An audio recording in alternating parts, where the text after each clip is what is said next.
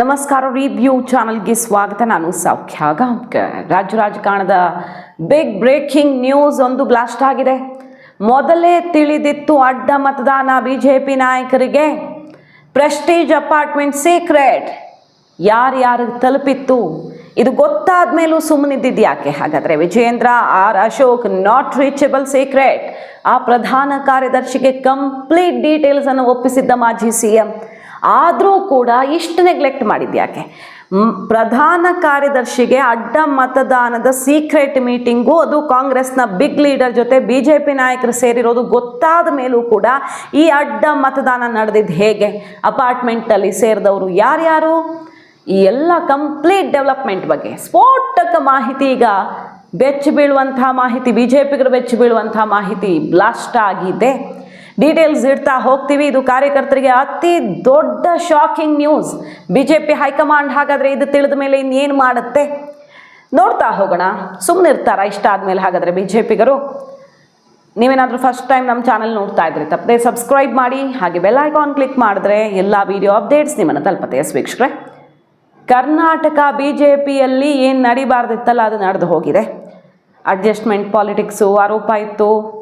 ಇವರು ಯಾವುದನ್ನು ಸೀರಿಯಸ್ ಆಗಿ ತಗೊಳ್ಳಲ್ಲ, ಸಂಘಟಿಸಲ್ಲ ಅನ್ನುವಂಥ ಆರೋಪ, ನಾಯಕತ್ವ ಸರಿ ಇಲ್ಲ ಅನ್ನೋ ಆರೋಪ ಎಲ್ಲ ಆಯಿತು. ಈಗ ಅಡ್ಡ ಮತದಾನ ಗೊತ್ತಿದ್ದು ಕೂಡ ಆಗೋದಿಕ್ಕೆ ಬಿಟ್ರ? ಒಂದಲ್ಲ ಎರಡಲ್ಲ 12 ಅಡ್ಡ ಮತದಾನದ ಓಟುಗಳು, 13 ಅಂತ ಹೇಳ್ತಿದ್ದಾರೆ, 12 ಲೆಕ್ಕ ಸಿಗ್ತಿರೋದು. ಈಗೆಲ್ಲ ಸಿ.ಟಿ. ರವಿ ಅವರು ಹೇಳಿರೋದು 12 ಆಗಿದೆ ಅಂತ, BJP JDS ಸೇರಿ. ಅದರಲ್ಲಿ BJPದೇ 7 ಆಗಿದೆ ಅಂತ ಕಾಂಗ್ರೆಸ್ ಪಕ್ಕ ಲೆಕ್ಕ ಇಟ್ಟಿದೆ. ಮಂತ್ರಿನೇ ಹೇಳಿದ್ದಾರೆ. ಈಗ ನೋಡಿ, ಸದಾನಂದ ಗೌಡರು, ಮಾಜಿ ಮುಖ್ಯಮಂತ್ರಿ ಸದಾನಂದ ಗೌಡರು ಸ್ಫೋಟಕ ವಿಷಯವನ್ನು ತೆರೆದಿಟ್ಟಿದ್ದಾರೆ. ಮೊದಲೇ ಗೊತ್ತಾಗಿತ್ತು, ಆದರೂ ಆ್ಯಕ್ಷನ್ ತಗೊಳ್ಳಿಲ್ಲ. ಸೊ ಇದು ಗೊತ್ತಿದ್ದು ಮಾಡಿದ ಅಡ್ಡ ಮತದಾನ, ಶಾಸಕರನ್ನು ಹಾಗೆ ಬಿಟ್ಟಿದ್ದಾರೆ ಅಂತಾಯಿತು. ಅಲ್ಲಿಗೆ ಇದು ಹೈಕಮಾಂಡ್ಗೆ ಗೊತ್ತಾಗ್ಬಿಟ್ರೆ ಏನಾಗಬಹುದು ಪರಿಸ್ಥಿತಿ? ಹೆಂಗೆ ಗೊತ್ತಿತ್ತು? ಒಂದು ಕರೆ ಬರುತ್ತಂತೆ, ಅನ್ನೌನ್ ಪರ್ಸನ್, ತುಂಬ ಒಳ್ಳೆಯ ವ್ಯಕ್ತಿ ಅಂತೆ, ಅವರು ನರೇಂದ್ರ ಮೋದಿ ಅವರ ಅಭಿಮಾನಿ ಅಂತೆ.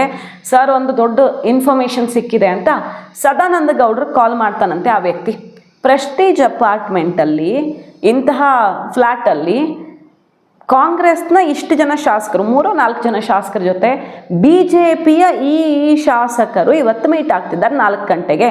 ಯಾವಾಗ ಇದು? 13ನೇ ತಾರೀಕು ಪ್ರೆಸ್ಟೀಜ್ ಅಪಾರ್ಟ್ಮೆಂಟಲ್ಲಿ ಮೀಟಿಂಗು. ಇದು ಬೇರೆ ಯಾರು ಹೇಳೋದಲ್ಲ, ಮಾಜಿ CM ಸದಾನಂದ ಗೌಡರು ಪ್ರತಿಷ್ಠಿತ ಮೀಡಿಯಾದ ಮುಂದೆ ಕೊಟ್ಟಿರುವಂತಹ ಸ್ಫೋಟಕ ಮಾಹಿತಿ. ಅದು ಗೊತ್ತಾಗತ್ತೆ ಯಾರಿಗೆ? ಸದಾನಂದ ಗೌಡ್ರಿಗೆ ಕಾಲ್ ಬರುತ್ತೆ. ಕಾಂಗ್ರೆಸ್ ಶಾಸಕರು BJP ಶಾಸಕರನ್ನು ಕರೆಸ್ಕೊಳ್ತಿದ್ದಾರೆ. ಬಿಗ್ ಲೀಡರ್ ಆದೇಶದಂತೆ, ಕಾಂಗ್ರೆಸ್ನ ಬಿಗ್ ಲೀಡರ್ ಆದೇಶದಂತೆ ಕೈ ನಾಯಕರು ಸಂಧಾನಕ್ಕೆ, ಮಾತುಕತೆಗೆ ಬಂದಿರ್ತಾರೆ. BJP ಶಾಸಕರನ್ನು ಪ್ರೆಸ್ಟೀಜ್ ಅಪಾರ್ಟ್ಮೆಂಟ್ಗೆ ಕರೆಸಿರ್ತಾರೆ. ರಿಪೀಟ್ ಮಾಡ್ತಾ ಇದ್ದೀನಿ, ಕನ್ಫ್ಯೂಷನ್ ಬೇಡ. ಅದಾದ ಮೇಲೆ ಗೊತ್ತಾಗ್ತಿದ್ದಂಗೆ ಅಲರ್ಟ್ ಆದಂಥ ಸದಾನಂದ ಗೌಡರು ಆರ್ ಅಶೋಕ್ ಅವ್ರಿಗೂ ವಿಜೇಂದ್ರ ಅವ್ರಿಗೂ ಕರೆ ಮಾಡ್ತಾರಂತೆ. ಎಷ್ಟು ಪ್ರಯತ್ನ ಮಾಡಿದ್ರೂ ಸಿಗೋದೇ ಇಲ್ವಂತೆ. ಇದೊಂದು ತಮಾಷೆನೇ ಅನ್ನಿಸ್ತಿದೆ. 13ನೇ ತಾರೀಕಿಂದ ಕಡೆ ತನಕನೂ ಅಧ್ಯಕ್ಷರನ್ನ, ಪ್ರತಿಪಕ್ಷ ನಾಯಕರನ್ನ ಕಾಂಟ್ಯಾಕ್ಟೇ ಮಾಡೋಕ್ಕಾಗಲಿಲ್ವಾ ಸದಾನಂದ ಗೌಡರಿಗೆ? ಅವರೊಬ್ಬರು ಮಾಜಿ CM, ಅವ್ರು ಕಾಲ್ ಮಾಡಿದ್ರೆ ಯಡಿಯೂರಪ್ಪನವರು ಕಾಂಟ್ಯಾಕ್ಟ್ ಆಗಬಹುದು, ಹೈಕಮಾಂಡ್ಗೂ ಕಾಂಟ್ಯಾಕ್ಟ್ ಆಗಬಹುದು, ಇಲ್ಲ ಕೇಂದ್ರ ಸಚಿವರಿಗೆ ಹೇಳ್ಬೋದು, ಯಾರಿಗೆ ಬೇಕಾದರೂ ಹೇಳ್ಬೋದು. ಅದೇ ಥರ ಅವ್ರು ಸುಮಾರು ಜನಕ್ಕೆ ಹೇಳಿದಾರಂತೆ. ಇವರಿಬ್ಬರೂ ಸಿಗಲಿಲ್ಲ ಅಂತ, ಅಥವಾ ತುಂಬ ಸಲ ಪ್ರಯತ್ನ ಮಾಡುವಷ್ಟು ಮನಸ್ಸಾದರೂ ಇರಬೇಕಲ್ಲ. ನಾನು ಆಯಿತು ಹೇಳೋ ಪ್ರಯತ್ನ ಮಾಡಿದ್ದೀನಿ, ಬೇಕಿದ್ರೆ ಇವರೇ ವಾಪಸ್ ಕಾಲ್ ಮಾಡ್ತಾರೆ. ಅಥವಾ ಇವರು ಅಧ್ಯಕ್ಷರು, ಪ್ರತಿಪಕ್ಷ ನಾಯಕರು, ಎಲ್ಲವನ್ನ ಕಂಟ್ರೋಲಲ್ಲಿ ಇಟ್ಕೊಳ್ಬೇಕಾದಂಥ ಜವಾಬ್ದಾರಿ ಇದೆ, ಬೇಕಿದ್ರೆ ಮಾಡ್ಕೊಳ್ತಾರೆ ಅನ್ನೋ ಥರನೂ ಬೇಸರನೂ ಇರಬಹುದು. ಗೊತ್ತಿಲ್ಲ ಅಲ್ಲಿ ಏನಿದೆ ಅಂತ. ಪ್ರಯತ್ನ ಮಾಡಿದ್ದಾರೆ ಸದಾನಂದ ಗೌಡರು. ಆರ್ ಅಶೋಕ್ ವಿಜೇಂದ್ರಗೆ ಕಾಂಟ್ಯಾಕ್ಟ್ ಆಗಿಲ್ಲ ಅವ್ರಿಗೆ. ಆಮೇಲೆ ಪಕ್ಷ ಅಲ್ವಾ, ಪಕ್ಷಕ್ಕೆ ಅನ್ಯಾಯ ಆಗಬಾರ್ದು ಅಂತ ಪ್ರಧಾನ ಕಾರ್ಯದರ್ಶಿ ಕಾಲ್ ಮಾಡಿದ್ದಾರೆ. ಬಿಟ್ಟಿಲ್ಲ ಅಲ್ಲಿಗೆ, ರಾಜ್ಯ ಪ್ರಧಾನ ಕಾರ್ಯದರ್ಶಿ ಒಬ್ಬರು ಪ್ರಮುಖರಿಗೆ ಕಾಲ್ ಮಾಡಿದಾರಂತೆ. ಹಿಂಗಾಗಿದೆ, ಇಂತಿಂಥವ್ರು ಸೇರಿದ್ದಾರೆ, ಅವರು ಸಿಕ್ಕಿದ್ದಾರೆ ಫೋನ್ಗೆ, ಎಲ್ಲ ಮಾಹಿತಿ ಕೊಟ್ಟಿದ್ದಾರೆ. ಆಯಿತು ಸರ್ ನೋಡೋಣ ಅಂತ ಅವರು ಕಾಲ್ ಕಟ್ ಮಾಡಿದ್ರಂತೆ. ಆಮೇಲೆ ಏನೂ ಆಗಿಲ್ಲ, ಆ ಮೀಟಿಂಗ್ ನಡೆದೇ ಬಿಡ್ತು. ಇಷ್ಟು ಇನ್ಫಾರ್ಮೇಷನ್ ಸಿಕ್ಕ ಮೇಲೆ ಶಾಸಕರು ಇಂತಿಂಥವ್ರು ಹೋಗ್ತಿದ್ದಾರೆ ಅನ್ನುವ ಮಾಹಿತಿ, ಅಷ್ಟೂ ಜನರ ಹೆಸರು ಗೊತ್ತಿಲ್ಲದಿದ್ರು ಕೆಲವರು ಶಾಸಕರು ಇಂತಿಂಥವ್ರಿಗೆ ಕಾಲ್ ಬಂದಿದೆ ಅಂತ ಗೊತ್ತಾಗಿರುತ್ತೆ. ಯಾಕಂದರೆ ಆ ಅನ್ನೌನ್ ಪರ್ಸನ್ ತುಂಬ ಲಾಯಲ್ಲು BJPಗೆ. BJP ನಾಯಕ ಅಲ್ಲ ಅವರು, ಯಾರೋ ಒಬ್ಬರು ಹೊರಗಡೆ ಪರ್ಸನ್ನು ಇನ್ಫಾರ್ಮೇಷನ್ ಕೊಟ್ಟಿದ್ದಾರೆ. ತಡಿಬೇಕಿತ್ತು. ಆದಮೇಲೂ ಇಷ್ಟೆಲ್ಲ ಪ್ರಧಾನ ಕಾರ್ಯದರ್ಶಿಗೆ ಇನ್ಫಾರ್ಮೇಷನ್ ಹೋದರೆ ಅವರಾದರೂ ವಿಜೇಂದ್ರ ಆರ್ ಅಶೋಕ್ ಅವರು ಕಾಂಟ್ಯಾಕ್ಟ್ ಮಾಡದೇ ಇರ್ತಾರ? ಹಿಂಗಾಗಿದೆ ಸರ್, ಹಿಂಗೆ ಮಾಜಿ CM ಸದಾನಂದ ಗೌಡರು ಕಾಲ್ ಬಂದಿದೆ ಅಂತ ಹೇಳದೇ ಇರ್ತಾರ? BJPಯಲ್ಲಿ ಅಷ್ಟು ಕಮ್ಯುನಿಕೇಷನ್ ಇಲ್ವಾ? ದೇವರೇ ಬಲ್ಲ. ಅಷ್ಟಾದ ಮೇಲೂ ಅವತ್ತು 13ನೇ ತಾರೀಕು ಅದೇ ಪ್ರೆಸ್ಟೀಜ್ ಅಪಾರ್ಟ್ಮೆಂಟಲ್ಲಿ ಇವ್ರಿಗೆ ಹೆಂಗೆ ಕಾಲ್ ಬಂದಿತ್ತಲ್ಲ, ತಪ್ಪು ಮಾಹಿತಿನ ಅಂತ ಡೌಟ್ ಇತ್ತಂತ ಹೇಳುವಾಗ ಸುಳ್ಳೋ ನಿಜನ ಯಾರಿಗೆ ಗೊತ್ತು ಅಂತ. ಆದರೆ ನಡೀತು ಅವತ್ತು ಮೀಟಿಂಗು, ನಡೆದೇ ಬಿಡ್ತು ಮೀಟಿಂಗು. ಆಮೇಲೆ ಇವ್ರಿಗೆ ಶಾಕ್ ಆಯ್ತಂತೆ, ಅರೇ ದೇವ್ರೆ ನಾನು ಮಾಹಿತಿ ಕೊಟ್ಟಿದ್ದೀನಿ ಬಟ್ ಏನೂ ಆ್ಯಕ್ಷನ್ ಆಗಿಲ್ವಲ್ಲ ನಮ್ಮ ಕಡೆಯಿಂದ. ಯಾವಾಗ ಡೌಟ್ ಬಂತು BJPಗೆ, ಯಾವಾಗ 5ನೇ ಕ್ಯಾಂಡಿಡೇಟ್ DK ಶಿವಕುಮಾರ್ ಇಳಿಸಿದ್ರು, ಸಿದ್ದರಾಮಯ್ಯನವ್ರ ಮನೆಗೆ ಹೋಗಿ ಕಂಪ್ಲೀಟ್ ಪಿನ್ ಟು ಪಿನ್ ಡೀಟೇಲ್ಸನ್ನು ಕೊಟ್ಟು ಬರ್ತಾರಂತೆ. 5ನೇ ಕ್ಯಾಂಡಿಡೇಟ್ ಹಾಕಿದ್ದೀನಿ, ಗೆಲ್ಲಿಸ್ಕೋತೀನಿ ಸರ್, ಕೆಲವೆಲ್ಲ ಸಿಗೋದಿದೆ ಹೊರಗಡೆಯಿಂದ ಅನ್ನೋ ಥರ ಇನ್ಫಾರ್ಮೇಷನ್ ಸಿದ್ದರಾಮಯ್ಯನವ್ರ ಮನೇಲೇ ಹೋಗಿ ಕೊಟ್ಟು ಬಂದಿದ್ದಾರೆ ಅನ್ನೋದು ಈಗೆಲ್ಲ ಓಡಾಡ್ತಿರೋ ಇನ್ಫಾರ್ಮೇಷನ್ನು. DK ಶಿವಕುಮಾರ್ ಲೆಕ್ಕ ಪಕ್ಕ ಮಾಡಿಕೊಂಡೇ 5th ಕ್ಯಾಂಡಿಡೇಟ್ ಇಳಿಸಿರೋದು. ಆವಾಗಲೇ ಡೌಟ್ ಪಡಬೇಕಿತ್ತು BJP, ಆವಾಗಲೇ ಡೌಟ್ ಬಂದಿತ್ತು ಅಂತ ಸದಾನಂದ ಗೌಡರು ಹೇಳ್ತಿರೋದು. ಏನೋ ನಡೆಯುತ್ತೆ, ಹುಷಾರಾಗಿರಬೇಕು ಅಂತ ಸಲಹೆ ಕೊಟ್ಟಿದ್ರು. ಆಮೇಲೆ ಮೀಟಿಂಗೇ ನಡೆದು ಹೋಯಿತು, ತಡೆಯೋಕ್ಕೆ ಪ್ರಯತ್ನ ಪಟ್ಟರು, ಯಾರೂ ಅದಕ್ಕೆ ರೆಸ್ಪಾಂಡ್ ಮಾಡಲಿಲ್ವಂತೆ. ಸರಿ, 2ನೇ ದಿನ ಇನ್ನೊಂದು ಮೀಟಿಂಗು, ಪ್ರೆಸ್ಟೀಜ್ ಅಪಾರ್ಟ್ಮೆಂಟ್ ಇರುವಂಥ ಮತ್ತೊಂದು ಅತಿ ದೊಡ್ಡ ಪ್ರತಿಷ್ಠಿತ ಅಪಾರ್ಟ್ಮೆಂಟಲ್ಲಿ ದೊಡ್ಡ ನಾಯಕನ ಜೊತೆನೇ ಮೀಟಿಂಗ್ ಫಿಕ್ಸ್ ಆಗುತ್ತಂತೆ 2ನೇ ದಿನ. ಅದ್ರ ಬಗ್ಗೆನೂ ಸದಾನಂದ ಗೌಡರಿಗೆ ಮಾಹಿತಿ ಸಿಕ್ಕಿದೆ. ಆ ಅಪಾರ್ಟ್ಮೆಂಟಲ್ಲಿ ಮಾಹಿತಿ ಕೊಟ್ಟಾಗ ಏನು ಆ್ಯಕ್ಷನ್ ಆಗಲಿಲ್ಲ. 2ನೇ ಮೀಟಿಂಗ್ದು ಮಾಹಿತಿ ಕೊಟ್ಟರೋ ಕೊಡಲಿಲ್ವೋ ಏನೇನಾಯಿತು ಗೊತ್ತಿಲ್ಲ. ಒಟ್ಟಿನಲ್ಲಿ 2ನೇ ಮೀಟಿಂಗ್ದು ಪಕ್ಕಾ ಇನ್ಫಾರ್ಮೇಷನ್ ಬಂದಿದೆ. ಫಸ್ಟ್ ಡೇ ಮೀಟಿಂಗಲ್ಲಿ ಭಾಗಿಯಾಗಿದ್ದ ಅದೇ ಶಾಸಕರ ಜೊತೆಗೆ 2ನೇ ದಿನ ಒಬ್ಬರು ಪ್ರಭಾವಿ ನಾಯಕ ಬಂದು ಆ ಅಪಾರ್ಟ್ಮೆಂಟಲ್ಲಿ ಮೀಟಿಂಗ್ ಮಾಡ್ತಾರೆ, ಅಲ್ಲೆಲ್ಲ ಫೈನಲ್ ಆಗುತ್ತೆ. ಸೊ ಇಷ್ಟು ನಡೆದಿದೆ BJPಯಲ್ಲಿ. ಅದಾದ ಮೇಲೆ ಅಡ್ಡ ಮತದಾನ ನಡೆದೇ ಹೋಯಿತು, ಕಪಾಲಕ್ಕೆ ಬಿತ್ತು ನೋಡಿ ನಮಗೆ. ಇದು ಸದಾನಂದ ಗೌಡರ ಮಾತುಗಳು. ಆವಾಗ ಬಂತಂತೆ ಕಾಲು, ಹೋ ಸರ್ ನೀವು ಹೇಳಿದ್ದೇ ನಿಜ, ಹಾಗೆ ಆಗೋಯ್ತಲ್ಲ ಅಂತ. ಇದೇನು ಕಥೆನಾ, ಸಿನಿಮಾ ಕಥೆನಾ ಸರ್? ನಾನೇನು ಮಾತಾಡಲಿಲ್ಲ ಅಂತಿದ್ದಾರೆ ಸದಾನಂದ ಗೌಡರು. ಇನ್ನು ಹೊಳೆನೇ ದಾಟಾದ್ಮೇಲೆ ಇದ್ರ ಮೇಲೆ ಚರ್ಚೆ ಮಾಡಿ ಅರ್ಥ ಇದೆಯಾ, ನಮಗೆ ನಾಚಿಕೆ ಆಗಬೇಕು ಅನ್ನೋ ಥರ ಕಪಾಲಕ್ಕೆ ಬಿತ್ತು ನೋಡಿ ನಮಗೆ. ಇಷ್ಟೆಲ್ಲ ಗೊತ್ತಾದ ಮೇಲೂ ಕೂಡ. ಸೊ ಇದು ಗೊತ್ತಿದ್ದು ನಡೆದಿರುವ ಅಡ್ಡ ಮತದಾನ ಅಂತ ಆಯ್ತಲ್ಲಿಗೆ. BJP ನಾಯಕರಿಗೆ ಗೊತ್ತಿದ್ದು ಅಡ್ಡ ಮತದಾನ ನಡೆಯೋದಿಕ್ಕೆ ರಾಜ್ಯ ನಾಯಕರು ಬಿಟ್ಟಿದ್ದಾರೆ. ಘಟಾನುಘಟಿಗಳ ಕಿವಿಗೆ ಬಿದ್ದು ಕಣ್ಣಿಗೆ ಬಿದ್ದು ಎಲ್ಲ ಮಾಹಿತಿ ಸಿಕ್ಕಿಯೂ ಕೂಡ DK ಶಿವಕುಮಾರ್ ಕೈ ಬಲಪಡಿಸಿದ್ದಾರೆ ಅಂದರೆ ಏನರ್ಥ? ಇದರ ಅರ್ಥ ಏನು? ಈಗ ಹೈಕಮಾಂಡ್ ಕರೆಸ್ಕೊಂಡಿದೆ, ಹೈಕಮಾಂಡ್ ಕಂಪ್ಲೀಟ್ ಮಾಹಿತಿ ಪಡ್ಕೊಂಡಿದೆ. ಆಣೆ ಪ್ರಮಾಣ ಮಾಡಿಸ್ತೀನಿ ಅಂತಿದ್ದಾರೆ ವಿಜಯೇಂದ್ರ ಅವರು. ಧರ್ಮಸ್ಥಳಕ್ಕೆ ಕರ್ಕೊಂಡೆಲ್ಲ ಹೋಗೋದು ಅದೆಲ್ಲ ಸರಿ ಇಲ್ಲ ಅಂತ ಸೀನಿಯರ್ಸ್ ವಿಜಯೇಂದ್ರ ವಿರುದ್ಧನೇ ಸಿಡಿದ್ರು. ಪ್ರಹ್ಲಾದ್ ಜೋಶಿ, ಸುರೇಶ್ ಕುಮಾರ್ ಅವರು, ಬೇರೆ ಬೇರೆ ನಾಯಕರೆಲ್ಲ ಸಲಹೆ ಕೊಟ್ಟಿದ್ದೀನಿ, ಹಾಗೆಲ್ಲ ಮಾಡಲ್ಲ ಅವರು, ಏನೋ ದುಃಖದಲ್ಲಿ ಹೇಳಿರಬೇಕು ಅಂತ ಸಮಜಾಯಿಷಿ ಕೊಡ್ತಾನೆ ವಿಜಯೇಂದ್ರ ವಿರುದ್ಧ ಹೈಕಮಾಂಡ್ಗೆ ದೂರುಗಳು ಹೋಗ್ತಿವೆ, ಇವ್ರ ನಾಯಕತ್ವದಲ್ಲಿ ನಮಗೆ ಸೋಲಾಗ್ತಿದೆ ಅಂತ.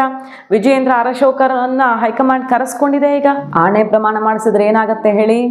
ಈಗ ಹಾಕದವ್ರಿಗೂ ಹಾಕದೇ ಇರೋರ್ಗೂ ವ್ಯತ್ಯಾಸನೇ ಇರಲ್ಲ. ಸೀನಿಯರ್ಸ್ ಎಷ್ಟೆಷ್ಟು ಸಲ ಗೆದ್ದಿರೋ ಶಾಸಕರು ಇರ್ತಾರೆ, ಪಕ್ಷನಿಷ್ಠರು ಇರ್ತಾರೆ, ಅವ್ರಿಗೆಲ್ರಿಗೂ ಕೂಡ ಅವಮಾನ ಮಾಡ್ದಂಗೆ ಆಗುತ್ತೆ. ಎಲ್ಲರೂ ಮಾಡಬೇಕಾ ಹೋಗಿ ನಾನು ಅಡ್ಡ ಮತದಾನ ಮಾಡಿಲ್ಲ ಅಂತ ಎಲ್ಲರೂ ಕೈಗಿಟ್ಟು ಆಣೆ ಪ್ರಮಾಣ ಮಾಡಬೇಕಾಯ್ತು, ಬೇರೆಯವ್ರಿಗೂ ಅವಮಾನ ಮಾಡ್ದಂಗೆ ಆಯಿತು. ಆಗ ಇನ್ನೂ ನಾಯಕತ್ವದ ಮೇಲೆ ಪಕ್ಷದ ಮೇಲೆ ಸಿಟ್ಟು ಬರುತ್ತೆ. ಇದು ಬೇರೆ ಬೇರೆ ಆಯಾಮಕ್ಕೆ ತೆರೆದುಕೊಳ್ಬೋದು. ಮತ್ತೊಂದು ಕ್ಷೇತ್ರವನ್ನು ಹಾಗೆಲ್ಲ ಅವಮಾನಿಸ್ಬೇಡ್ರಿ. ಈ ಹೇಸಿಗೆಯನ್ನು ತಗೊಂಡು ಹೋಗಿ ರಾಜಕಾರಣ ತಗೊಂಡು ಹೋಗಲ್ಗೆ ಇಡೋದು ಬೇಡವೇ ಬೇಡ ಅಂತ ಎಲ್ಲರೂ ವಿಜಯೇಂದ್ರ ವಿರುದ್ಧ ಮುಗಿಬಿದ್ದಿದ್ದಾರೆ. ಆಮೇಲೆ ಅದು ಕೈ ಬಿಟ್ಟು ಹೋಗಿದೆ ಈಗ ಬಿಡಿ. ಕುಮಾರಸ್ವಾಮಿ ಅವರು ಕೂಡ ಇದನ್ನೆಲ್ಲ ನೀವು ಆಣೆ ಪ್ರಮಾಣದ ಮೂಲಕ ಸರಿ ಮಾಡೋಕ್ಕಾಗಲ್ಲ, ಎಲ್ಲಿ ಟೈಟ್ ಮಾಡಬೇಕೋ ಅಲ್ಲಿ ಮಾಡಬೇಕಿತ್ತು, ಮುಂದೆ ಏನು ಮಾಡಬೇಕು ಅದನ್ನು ಮಾಡೋಣ ಬಿಡಿ ಅಂತ ಕುಮಾರಸ್ವಾಮಿ ಅವರು ಈಗ ರಾಜ್ಯ ನಾಯಕತ್ವ BJPಗೆ ಸಲಹೆ ಬೇರೆ ಕೊಟ್ಟಿದ್ದಾರಂತೆ. ಅವ್ರಿಗೆ ಅಮಿತ್ ಶಾ ಕಾಲ್ ಬರುತ್ತೆ. ರಾಜ್ಯ BJP ನಾಯಕರ ಜೊತೆ ಅಮಿತ್ ಶಾ ಮಾತಾಡಿಲ್ಲ, ಕುಮಾರಸ್ವಾಮಿ ಅವರು ಕರೆ ಮಾಡ್ತಾರೆ. ಮೊನ್ನೆ ಅಡ್ಡ ಮತದಾನ ಆಗಿ JDSಗೆ ಬೇಜಾರಾದಾಗ JDS ಹೇಳ್ಕೊಳ್ತಿರೋದು ನಾವೇನು ಮೂರ್ಖರ, ಸುಮ್ಮನೆ ಕ್ಯಾಂಡಿಡೇಟು ಬಲ ಇಲ್ಲದೆ ಹಾಕೋಕ್ಕೆ.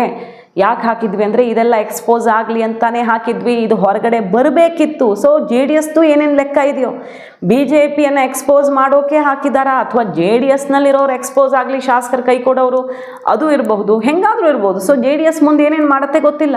BJP ರಾಜ್ಯ ನಾಯಕರ ಬಣ್ಣ ಬಯಲು ಮಾಡೋದಕ್ಕೆ ಹಾಕದಂಗಿದೆ ಇದು. ಹಾಗಾಗಿ ಅಸಿಂಧು ಆಗಿರೋ ವೋಟ್ ಹಿಂದೆನೂ ಸೀಕ್ರೆಟ್ ಇದೆ. ಅಲ್ಲೂ ಕೂಡ BJP ಒಳಗಡೆ ಯಾರೋ ಆಗದಿರೋರು ಬೇಕಂತಾನೆ ಅಸಿಂಧು ಆಗೋದಕ್ಕೆ ಕಾರಣ ಆದರು ಅಂತಲೂ ಹೇಳಲಾಗ್ತಿದೆ. ಸೊ ಕಂಪ್ಲೀಟ್ ಆಗಿ 12-13 ವೋಟ್ ಮಿಸ್ ಆಗಿರೋದು JDS ಬಿಟ್ಟಾಕಿ, ಒಂದು 7-8 BJP ವೋಟ್ ಮಿಸ್ ಆಗಿರೋದು ಗೊತ್ತಿದ್ದುಕೊಂಡೆ BJP ನಾಯಕರು ಅತ್ಯಂತ ನಿರ್ಲಕ್ಷ್ಯದಿಂದ ಅಥವಾ ಉದ್ದೇಶಪೂರ್ವಕವಾಗಿ ಹೆಂಗೆ ಅಂತ ಗೊತ್ತಿಲ್ಲ, ಒಟ್ಟಲ್ಲಿ ಮಾಹಿತಿ ಇತ್ತು. ಮಾಹಿತಿ ಇದ್ದೂ ಕೂಡ ತಮ್ಮ ಪಕ್ಷಕ್ಕೆ ಅತಿ ದೊಡ್ಡ ಲಾಸ್ ಮಾಡಿದ್ದಾರೆ. ಇಡೀ ದೇಶದಲ್ಲಿ BJP ಎಲ್ಲೂ ಆಗದಂತಹ ಒಂದು ಸೋಲು ಅಂತಲೇ ಹೇಳಬೇಕು ಇದಕ್ಕೆ. ಯಾಕಂದರೆ ಈ ಥರ ಪಕ್ಷಾಂತರ ಮಾಡೋದು ಅಥವಾ ಶಾಸಕರ ಕೈ ಕೊಡೋದು ಬೇರೆ ಬೇರೆ ಪಕ್ಷಗಳಿಗೆ ಆಗ್ತಿವೆ. ಇಲ್ಲಿ BJPನೇ ಆಪ್ರೇಟ್ ಮಾಡಿಬಿಟ್ಟಿದ್ದಾರೆ DK ಶಿವಕುಮಾರ್ ಅವರು. ಸೊ ಇದು ಒಂಥರ ಸೆಟ್ ಬ್ಯಾಕ್ ಅಲ್ವಾ? BJP ಹೈಕಮಾಂಡ್ ಗರಂ ಆಗಿರೋದೇ ಇದಕ್ಕೆ. ಕುಮಾರಸ್ವಾಮಿ ಅವರನ್ನ ಮಾತಾಡಿಸಿ ಅಮಿತ್ ಶಾ ಅವರು, ನೀವು ದಯವಿಟ್ಟು ಡಿಸ್ಟರ್ಬ್ ಆಗಬೇಡಿ, ಮೈತ್ರಿ ವಿಷಯದಲ್ಲಿ ಡಿಸ್ಟರ್ಬ್ ಆಗಬೇಡಿ, ಇದಕ್ಕೂ ಮೈತ್ರಿಗೂ ನೀವು ಕನೆಕ್ಟ್ ಮಾಡೋಕ್ಕೆ ಹೋಗಬೇಡಿ, ಮೈತ್ರಿನೇ ಬೇರೆ, ಇದೊಂದು ಸಣ್ಣ ಸೋಲು ಅಂತ ಬಿಟ್ಟುಬಿಡಿ, ಎಲ್ಲ ಸರಿ ಮಾಡ್ತೀವಿ ನಾವು, ಸರಿಯಾದ ಆ್ಯಕ್ಷನ್ ಆಗುತ್ತೆ ಅಂತಿದ್ದಾರೆ. ಇನ್ನೂ ಕಂಡು ಹಿಡಿಯೋಕ್ಕಾಗಿಲ್ಲ ಯಾರ್ಯಾರು ಅಡ್ಡ ಮತದಾನ ಮಾಡಿದ್ದಾರೆ ಅಂತ, ಇನ್ನೂ ಲೆಕ್ಕ ಸಿಕ್ಕಿಲ್ಲ BJP ನಾಯಕರಿಗೆ. ಸತ್ಯಶೋಧನಾ ಸಮಿತಿ ಹುಡುಕಾಡ್ತಾ ಇದೆ. ಇದರ ನಡುವೆ ನೋಡಿ, ಇದನ್ನು ಓಪನ್ ಆಗಿ ಹೇಳೋ ಅವಶ್ಯಕತೆ ಇರಲಿಲ್ಲ ಸದಾನಂದ ಗೌಡರು. ಪಕ್ಷದೊಳಗೆ ಮುಚ್ಚಿಡೋದೇ ಆಗಿದ್ರೆ ಹೇಳಲೇಬೇಕಾಗಿರಲಿಲ್ಲ, ಬಟ್ ಅವ್ರಿಗೆ ಬಿಚ್ಚಿಡಲೇಬೇಕಿದು. ರಾಜ್ಯ ನಾಯಕರ ಹುಳುಕು ಥಳುಕು ಬಳುಕು ಎಲ್ಲ ಬಣ್ಣ ಬಯಲು ಮಾಡಲೇಬೇಕು ಅಂತಾನೆ ಪ್ರತಿಷ್ಠಿತ ಮೀಡಿಯಾಗೆ ಇಂಟರ್ವ್ಯೂ ಕೊಟ್ಟು ಬ್ಲಾಸ್ಟ್ ಮಾಡಿದ್ದಾರೆ. ಈಗ ಗೊತ್ತಿದ್ದು ಮಾಡಿರುವ ಅಡ್ಡ ಮತದಾನ ಅಂದರೆ ಪಕ್ಷ ದ್ರೋಹಿಗಳೇ ಇಲ್ಲಿ ತುಂಬಿ ತುಳುಕ್ತಿದ್ದಾರೆ. ಇನ್ನು ಪಕ್ಷ ಉದ್ಧಾರ ಆಗುತ್ತಾ ಅನ್ನೋ ರೀತಿಯಲ್ಲಿ ಇದನ್ನು ಬ್ಲಾಸ್ಟ್ ಮಾಡಿದ್ರ, ಅಥವಾ ಸದಾನಂದ ಗೌಡರಿಗೆ ಎಲ್ಲ ಗೊತ್ತಿದ್ದು ಕೂಡ ಇದನ್ನು ತಡೆಯೋದಕ್ಕೆ ಆಗಲಿಲ್ವಾ, ತಡೆಯೋದಕ್ಕೆ ಮನಸ್ಸಿರಲಿಲ್ವಾ? ಸಾಕಷ್ಟು ಪ್ರಶ್ನೆಗಳು ಹುಟ್ಕೊಳ್ತವೆ. ಒಟ್ಟಿನಲ್ಲಿ ರಾಜ್ಯ BJPಯ ಮರ್ಯಾದೆ ಈಗ ಬೀದಿಗೆ ಬಿದ್ದಿದೆ. ಅಂತಹ ಪರಿಸ್ಥಿತಿಯಲ್ಲಿ ಸಿಕ್ಕಾಕ್ಕೊಂಡಿದೆ. ನೋಡೋಣ, ಅಮಿತ್ ಶಾ ಅವರು ದೊಡ್ಡ ಆ್ಯಕ್ಷನ್ ತಗೊಳ್ಳೋದಂತೂ ಗ್ಯಾರಂಟಿ. ಇದು ಬರೀ ಮೀಡಿಯಾ ಮುಂದೆ ಬಂದಿರಲ್ಲ, ಇದು ಕಂಪ್ಲೇಂಟ್ ಆಗಿ ವಿತ್ ಪ್ರೂಫು ಡೆಲ್ಲಿಗೆ ಹೋಗಿರತ್ತೆ. ಜೋಶಿ ಅವರು, ಸೋಮಣ್ಣ ಅವರು, ಇಲ್ಲಿ ಸದಾನಂದ ಗೌಡರು ಎಲ್ಲ ಸಿಡಿದಿದ್ದಾರೆ. ಸೊ ಏನೇನು ಹೋಗಿದೆ ಹೈಕಮಾಂಡ್ಗೆ, ಹೊರಗಡೆ ಬಂದಿರೋದೇ ಇಷ್ಟು ಅಂದಮೇಲೆ ಒಳಗಡೆ ಇನ್ನೇನೇನಿದೆ ಎಲ್ಲವೂ ಈಗ ರಾಜ್ಯ BJPಯ ಒಂದು ನಿರ್ಣಾಯಕ ಘಟ್ಟಕ್ಕೆ ಬಂದಂಗೆ ಕಾಣಿಸ್ತಿದೆ. ಈ ಎಲೆಕ್ಷನ್ ಎಫೆಕ್ಟ್, ಈ ಚುನಾವಣೆಯಿಂದ ನಾನು BJPಯ ನನ್ನ ಮಿತ್ರ ಪಕ್ಷದ ಸ್ನೇಹಿತರಿಗೂ ಹೇಳ್ತೇನೆ, ಯಾರೂ ಯಾವುದೇ ಕಾರಣಕ್ಕೂ ಆತಂಕಕ್ಕೆ ಒಳಗಾಗೋದು ಬೇಡ. ನಾನೀಗಾಗಲೇ ಮಾಡಾಯಿತು. ಅಭಿವೃದ್ಧಿಯ ಹೆಸರಿನಲ್ಲಿ ಕೆಲವರಿಗೆ ಸ್ವಲ್ಪ ಕ್ಷೇತ್ರದ ಜನತೆ ಮುಂದೆ ಹೋಗಲಿಕ್ಕೆ, ಇವತ್ತು ಅಭಿವೃದ್ಧಿ ಆಗದೇ ಇದ್ದರೆ 2 ವರ್ಷ ಚುನಾವಣೆ ಇದೆ. ಆ ಹಿನ್ನೆಲೆಯಲ್ಲಿ ಕೆಲವರು ಕ್ರಾಸ್ ಔಟ್ ಮಾಡಿರ್ಬೋದು. ಅದರಿಂದ ಈ ಒಂದು ವಿಷಯವನ್ನು ಇಲ್ಲಿಗೆ ಬಿಟ್ಟು 2028 ಇಂಥ ಕೆಟ್ಟ ಸರ್ಕಾರ ಕಿತ್ತೋಗಲಿಕ್ಕೆ ಏನು ನಾವು ಪ್ಲ್ಯಾನ್ ಮಾಡಬೇಕು ಅದರ ಕಡೆ ಗಮನ ಕೊಡಬೇಕು ಅನ್ನೋದು ನನ್ನ ಅಭಿಪ್ರಾಯ. NDAಯಿಂದ BJP ಮತ್ತು JDS ಎರಡೂ ಪಕ್ಷಗಳಿಂದ ಸೇರಿ 12 ಮತಗಳು ನಮ್ಮಿಂದ ವ್ಯತ್ಯಾಸ ಆಗಿದೆ. ಅದರಲ್ಲಿ JDSದೆಷ್ಟು BJPದೆಷ್ಟು ಅನ್ನೋದನ್ನು ನಾವು ಇನ್ನೂ ನಿಖರವಾಗಿ ಪತ್ತೆ ಹಚ್ತಾ ಇದ್ದೀವಿ. ಕಾದ್ ನೋಡೋಣ. ಮಾಹಿತಿ ಇಷ್ಟ ಆಗಿದೆ ಮಿಸ್ ಮಾಡಿದ್ರೆ ನಮ್ಮ ಚಾನಲ್ನ ಸಬ್ಸ್ಕ್ರೈಬ್ ಮಾಡಿ, ಹಾಗೆ ನಿಮ್ಮ ಅಭಿಪ್ರಾಯ ಕಮೆಂಟ್ ಮಾಡಿ ತಿಳಿಸಿ. Thank you.